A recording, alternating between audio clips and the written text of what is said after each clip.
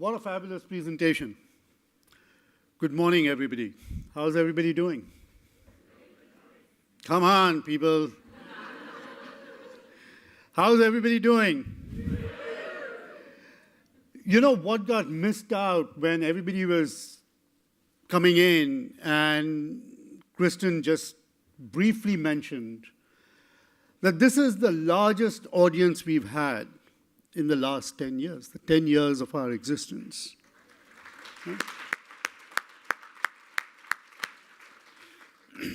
And it is because of you.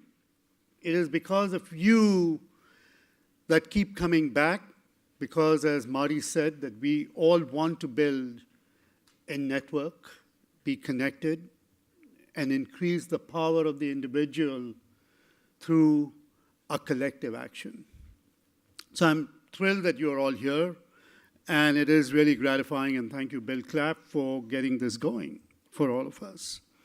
It is now my great pleasure to introduce our keynote speaker this morning, Justin Spelhaug.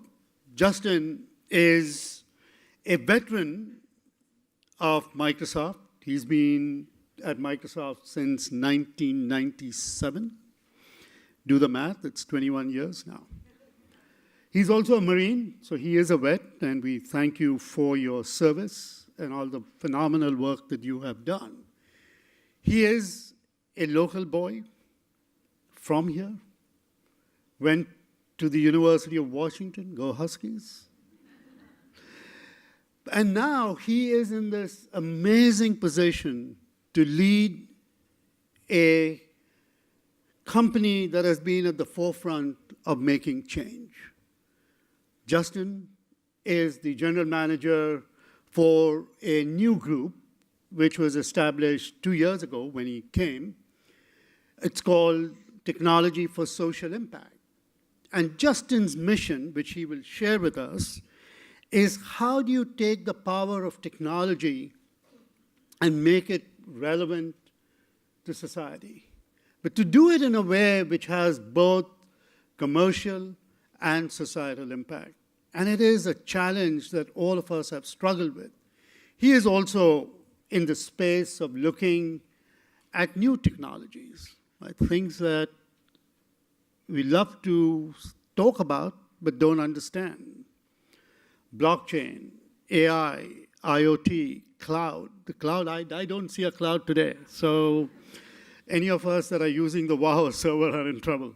But jokes aside, Justin has spent a lot of time. He's spent time in the region. He's spent time at Corp. He's worked on the ops side. He's worked on the communication side. And now he's actually trying to put all of that together.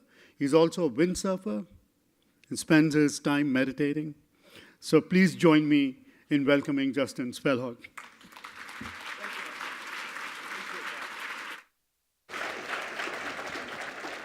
Windsurfing and meditating. I'm not sure how I'm going to follow that up. First off, it's a real pleasure and honor to get to speak to this audience. I don't often get to speak to the Seattle crowd that's working on international development. So thank you for inviting me. Thank you, Global Washington. I come in here today a little bit fired up. I spent the day with the World Bank delegation yesterday looking at issues in Africa, looking at issues of technology, and it got me really animated. We have our comms and PR team in the room. They're afraid of what I'm about to say today, but that's okay. Because it made me animated because there's so many opportunities for us to solve really complex and important issues at Microsoft and in the private sector generally. And it got me fired up because I don't think we're doing enough. It takes a village, as we just saw, to affect some of these massively complex changes. Conveners like the World Bank and the UN, NGOs in this room, governments, as well as private sector. And the discussion I want to have today is what is the role of private sector? You see, I believe that the old days of narrowly defined corporate social responsibility initiatives, focused on policy, focused on marketing, focused on grabbing a few headlines, It's not going to cut it. I don't think a company can be relevant. I don't think a company can attract the employees they want. I don't think a company can be relevant to their customers if they don't embed social impact into the DNA of what they do each and every day. So what we're going to talk about is that case for change. I think everybody will agree with, we'll nod some heads here, but then we're going to talk about a new blueprint for embedding social impact into the way that companies like Microsoft need to operate. And Microsoft's included in this discussion. We need to do better as well. Then I'm going to share with you some examples of how we're doing that, and we'll wrap it up. So let's move the slides here. Nope. There we go. So the case for change. We all know these statistics in the room. 1 billion people in the last 20 years have moved above that poverty line. The poverty line is defined as $1.90 per day per person. Those 1 billion people have moved up in countries like China, in countries like India, because of some pretty phenomenal economic development. The pace and scale of that has been unprecedented. But it's come at a tremendous cost to our environment, and the gap between those that have and those that have not has never been greater in the history of humankind. Out of the 7.5 billion people living on this planet today, these statistics you know, 800 million and more are still living below that international poverty line of $1.90 per day. 40% of sub-Saharan Africa is living below that poverty line. 125 million people of that 800 million are facing severe, life-threatening food insecurities each and every day. And the combination of these pressures, combined with some pretty complex geopolitical forces, have created the largest refugee and internally displaced disaster that the world has seen since World War II, with 68 million refugees and internally displaced people today without a home. So what's our answer in this room? What's our answer around the world to these challenges? Well, we look to the SDGs. The 17 goals on this screen paint the vision that I think all of us in this room want to see. They set the benchmarks that we aspire to in the private sector, in the NGO sector, in the governmental sector. But there's a problem, and the problem is this. It costs between 5 and 7 trillion, the UNDP estimates, to fund these goals annually, and we have a $2.5 trillion gap in funding these goals right now. We are not funding these goals effectively. Governments are not equipped with all of the tools they need to cover that full gap. So business needs to step up in a different way than it's stepping up today to help in this regard. Now, why is it important for business to step up and help in these goals? I'll give you 2 reasons. Number 1, when your neighbor puts their hand out and says, "I need help," you help them. There's a moral imperative as a human being to do the right thing. But there's also a business case.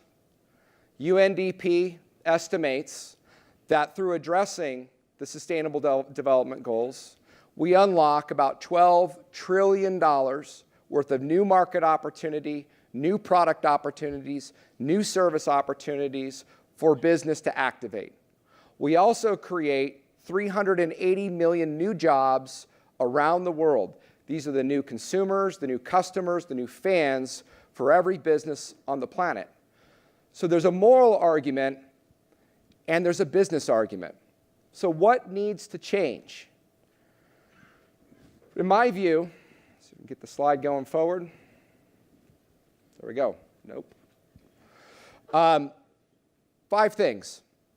First, we have to move from this world of narrowly defined CSR initiatives in corporations to a world of total social impact at the fundamental DNA of a company. Now, this idea is not new. This is something that Boston Consulting Group has been talking about, something that we've been seeing, something that many other organizations have been seeing. But what that means is companies need to identify a set of projects that connects to their core business, that connects to their core competency, and they need to build those projects to create impact at scale. For Microsoft, that might mean building platforms for nonprofits at an affordable level so they can scale their impact. It might mean building digital skills for underserved communities around the world. All of those things connect to our core business. It might mean creating new security and new privacy protocols for everybody on the planet.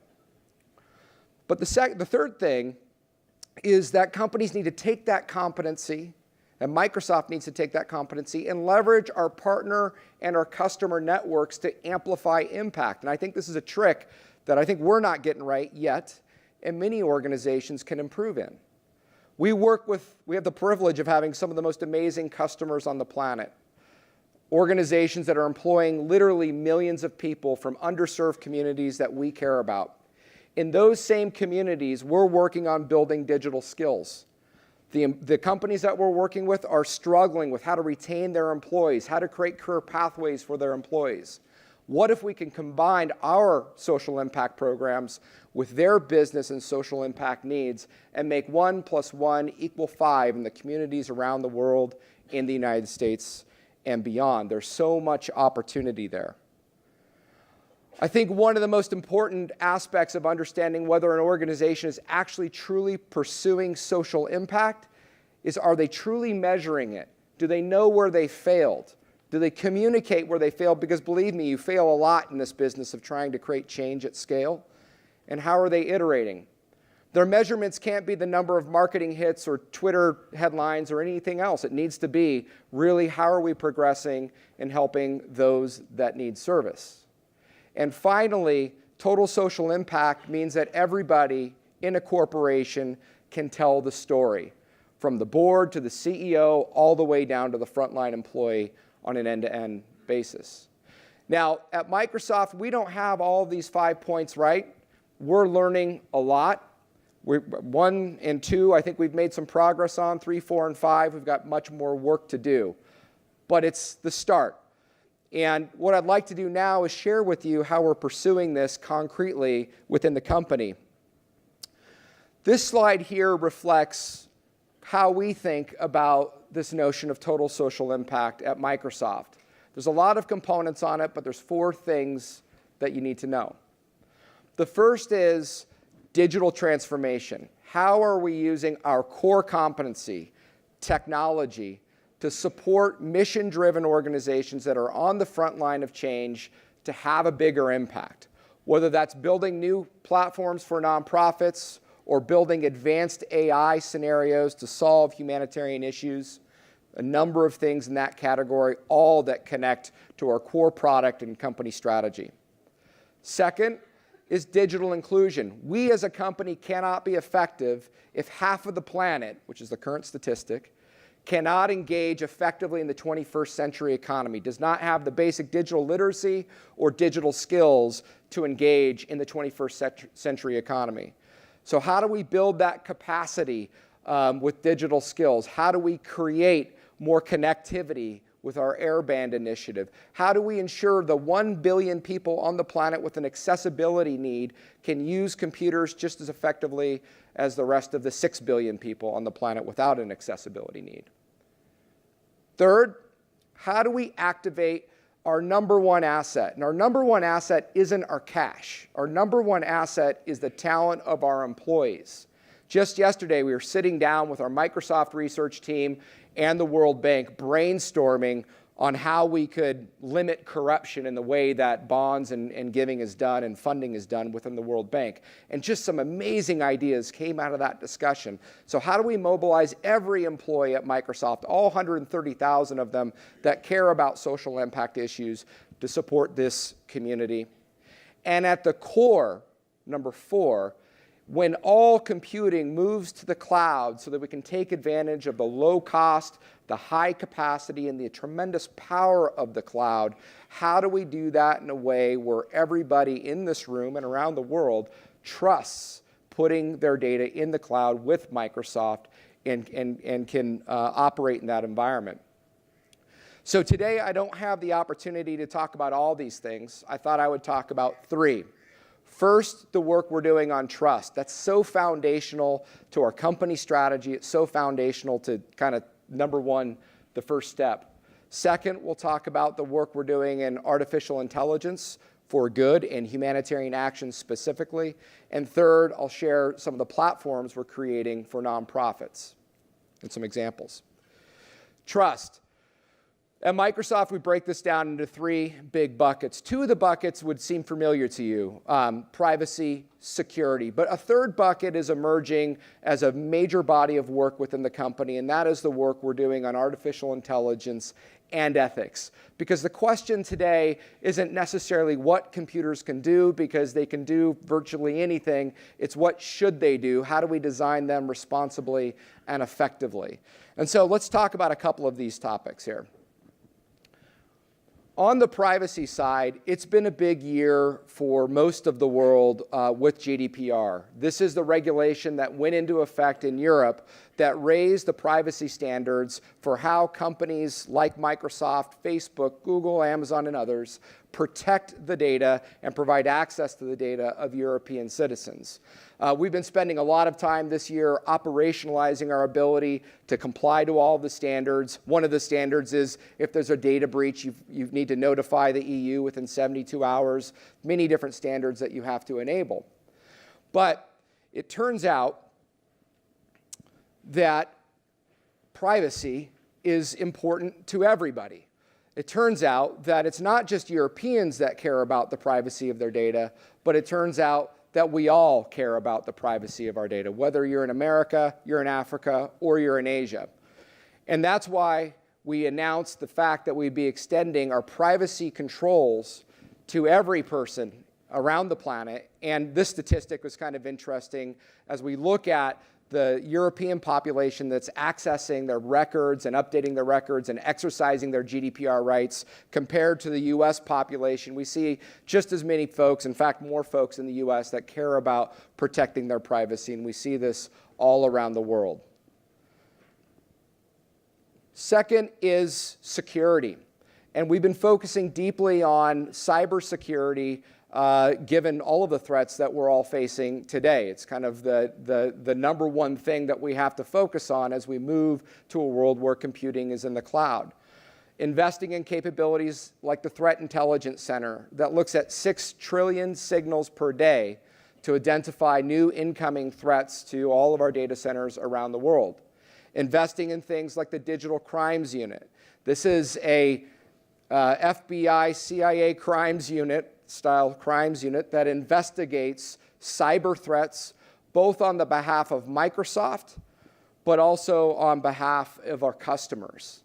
And so if any of our customers have data in our data centers running on what we call Azure, that's our cloud infrastructure, the Digital Crimes Unit works for you. We'll investigate digital crimes in your environment and ensure that those are remediated. That's table stakes for operating in the cloud.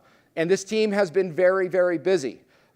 We worked on thwarting 8 different separate attacks that emanated from Russia in the midterm elections. We have been working on new technologies, Microsoft's Defending Democracy program for political organizations to harden their cyber capabilities, to encourage and protect free and fair elections. So there's been a lot going on in this particular space. But security and privacy aren't something that only Microsoft can focus on. It's a multi-platform world. You're running lots of different kinds of software in the organizations that you have, which is why we spearheaded the Global Tech Sector Accord, which would align the technology industry around 4 core principles for security.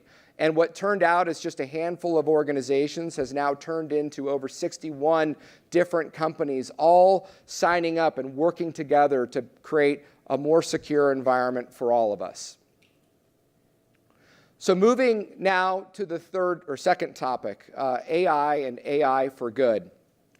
18 months ago, we announced this concept of AI for good.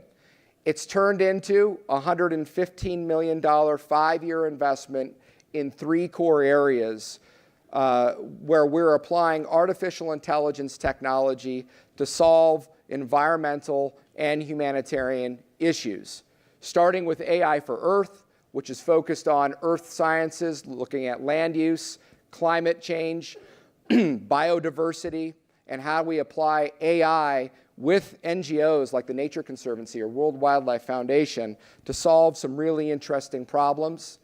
Accessibility, how we use artificial intelligence, things like machine vision, machine learning, machine speech, to help the 1 billion people that need more accessible computing environments access computing.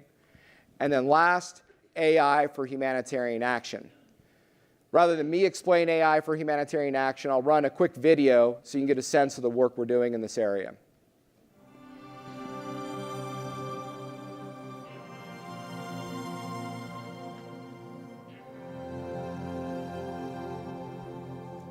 Human rights situation often deteriorate very quickly, and the faster we can get the information and we can react to the situation, it can be a real game changer. New technologies are advancing so rapidly, and technology companies can advise us on how best to use those technologies to protect and promote human rights.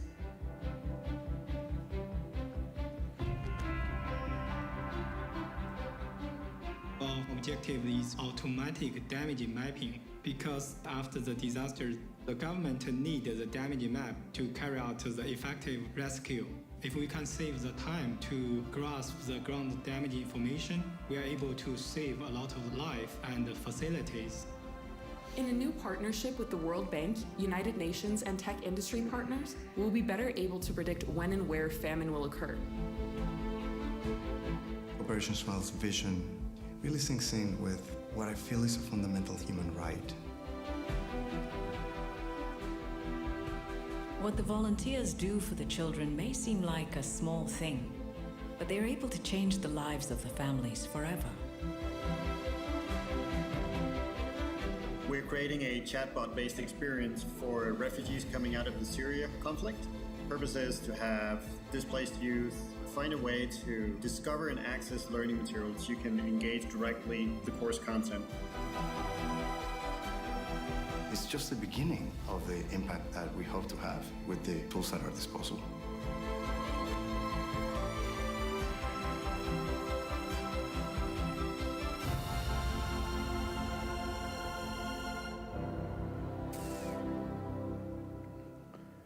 Pretty cool stuff. What you saw there were a few different things. First, as it relates to disaster response. The example you saw is we're working with the World Bank to use AI to predict famine insecurity and food insecurity. By being able to better predict food insecurity, the World Bank hopes to release funding ahead of a disaster, saving lives. What's interesting about this particular project is we're working with Amazon, we're also working with Google together as one technology consortium to move this World Bank project forward. You saw Operation Smile in that video with the needs of children, using AI and optical recognition technology to improve surgical outcomes. It provides the surgeons feedback on how effective their cleft lip surgery is and how they can improve. You saw the chatbot technology that we were using with the Norwegian Refugee Council to allow refugees to access legal services more effectively within NRC. You didn't see the technology that we're doing for human rights. It wasn't in the video, but we're working with an organization like Amnesty International, and we built a platform that allows them to do more comprehensive social sensing on critical topics like capital punishment that informs their advocacy and their programming. What's interesting about all of this work is it's not about a few different projects that are cool, that grab some headlines. It's about taking this AI technology, publishing it open source to GitHub, providing access to everybody in this room so that we can collaborate and build a workbench and a toolkit of AI tools that solve the widest range of humanitarian issues. That's the vision that we have with this work, and AI is so central and core to our strategy as a company. Finally, the third topic is nonprofit innovation and platforms. Over the last several months, we've literally met with thousands of nonprofits and partners, and we've been listening to them about the kind of technology that they need. What we hear is the commercial technology for managing sales and managing the logistics of how do you get cars from point A to point B is great, but I actually need some technology that's built for fundraising. I actually need some technology that's built for program management and delivery. I actually need you to tweak that so it actually works for your supply chain technology actually works for global aid delivery. And I need that built on standards that are not just my standards, but best practices that my peers are using. And I don't want to get locked into an island. I want an open data model, a data model that allows me to share information with my peers and across the industry. We've been listening to that feedback and evolving our technology strategy for nonprofits specifically. Many of you may know Eric Arnold, the former CIO of PATH, who I know PATH is in this room, who's taken the helm of our technology strategy. And one of the things that we announced a few weeks ago at the NetHope conference was our Dynamics 365 Nonprofit Accelerator. Now, what's important about this strategy isn't necessarily the dynamic side of things. I love that. That's the Microsoft stuff. But it's this layer here, this common data model for nonprofits. That's the important part. What this does is define a common data structure and common data model for how we do fundraising, how we do program delivery, how we measure outcomes, how we manage our global aid and our supply chains. This data model has been built with private sector donors, institutional donors, and many nonprofits. It's also aligned with a number of international standards and published to GitHub in an open source format so that we can all continue to collaborate to express in this data model the state of the art in terms of nonprofit process execution. The point of the data model is to allow other technology companies to build to a similar standard so that nonprofits around the world, whether you're buying platform A, B, or C, have a common way of running their processes and can share data and align their data to move their impact forward. Now, obviously, our Dynamics platform consumes that data model. And on top of that, we're building sample apps, templates, and connectors that will inspire our partners like Avanade, Blackbaud, and Threshold, and many others to build solutions for the sector. To make it a little less abstract, let's look at two examples. The first is Danish Refugee Council. Danish Refugee Council, as you may know, has 7,000 employees, operates all around the world, supports refugee camps all around the world in cities and also in camps. One of the number one things that the Danish Refugee Council does is they get food, medical aid, water, hygiene, and health services to refugees in these camps. That's a tough logistics problem. And the challenge for them is how do they do that really efficiently, get the basics in place for every refugee in the camp so that they can work on higher level problems like skilling, creating jobs, creating new economic opportunities with the refugees in this camp. We implemented Dynamics 365 to help them optimize their supply chain to do exactly that. And I love this photo here, which is when the team went live. This is like the best go live photo I've ever seen. It's on my wall. This is the Africa team for the Danish Refugee Council. One other example is Team Rubicon. Many of you may not know Team Rubicon. Maybe you do. They started in 2010 in the Haiti earthquake. A team of 4 veterans went into Haiti to see how they could help. They've grown to a volunteer force, 80,000 strong, and are one of the #1 disaster response and rebuild organizations in the United States. They have 2 missions. One is to help the people that need help. 2 is to give the veterans, who are their volunteers, a new mission and a new purpose. The challenge that we had with Team Rubicon is how do we help them leverage their number one asset, which are veterans, to have a bigger impact. Let's take a look at a final video and see how Team Rubicon did that.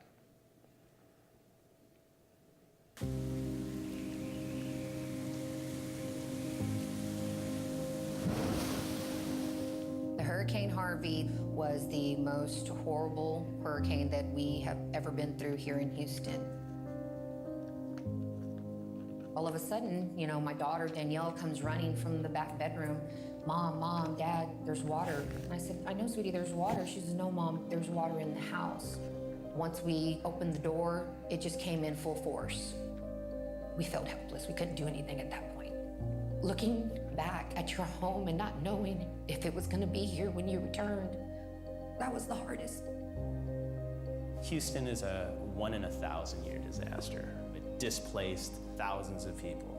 It disrupted every element of a society, from communications to energy to food, and Team Rubicon had their small part. Team Rubicon is a disaster response organization that utilizes the skill sets of veterans and first responders to rapidly deploy to disaster zones all throughout the world. It started out after the Haiti earthquake with 8 individuals, and it's grown to almost 83,000 volunteers. In order to be able to consistently rely on volunteers, you have to provide an amazing volunteer experience. If we take care of our volunteers, they're going to take care of the mission. We had to create our own way of tracking and managing all these volunteers. We were never satisfied, and so we've decided to build something from the ground up, really in an enterprise capacity with Microsoft. Microsoft Dynamics 365 is our heartbeat.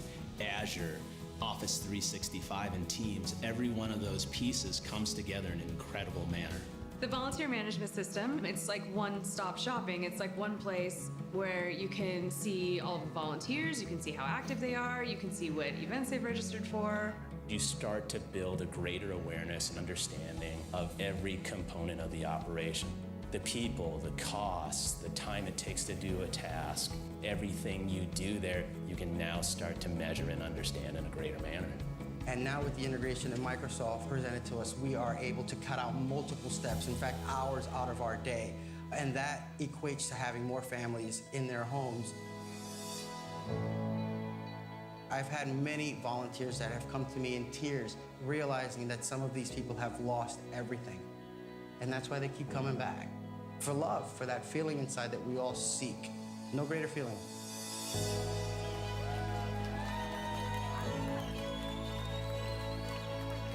Right now, you're sitting in my home, my new, beautiful home.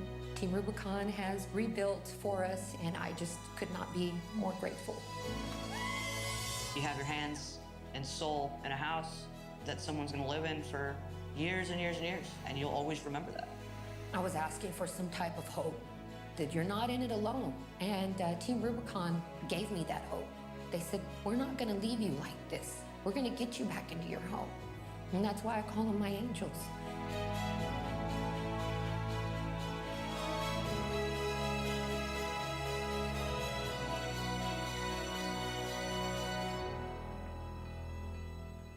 Amazing organization Team Rubicon is. So to wrap up, the challenges that we're all working on are real, but so is the opportunity to affect them. And hopefully I've painted a picture perhaps of how corporations like Microsoft might evolve the impact. Everything that I showed, the security, the privacy, the AI, the platforms, is core to what we do each and every day. It's not some department doing the CSR work. It is everything that we're doing as a company. And by doing that, hopefully that sparks maybe an idea from somebody in the room, that sparks another idea, and we can create a movement in the private sector space. And if we can do that, perhaps we can be the change that we wish to see in the world. With that, thank you very much. It's been a real pleasure. Appreciate it. Thank you.